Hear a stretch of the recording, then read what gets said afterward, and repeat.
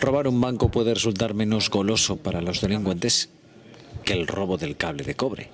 Tanto es así que por esta modalidad de delito se sacan pingües beneficios, con una práctica que además genera graves daños al erario público, no solo por el coste de los materiales a reponer, sino también por la dificultad de su reposición.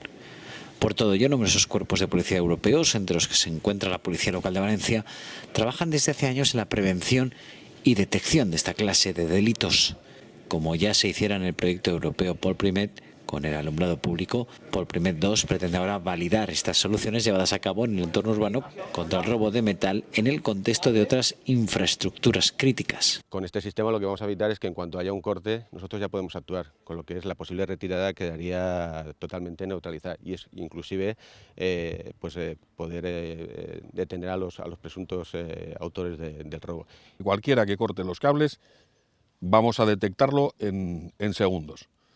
En breves segundos. Entonces, un corte de energía no supone que nadie tenga la inmunidad como para poder, todo lo contrario. De este modo se instalarán sistemas de protección y alarma como posibles soluciones al problema del robo de cobre. La funcionalidad de dichos sistemas se evaluará en la práctica durante un mes y medio con pruebas piloto en infraestructuras municipales de depuración y bombeo.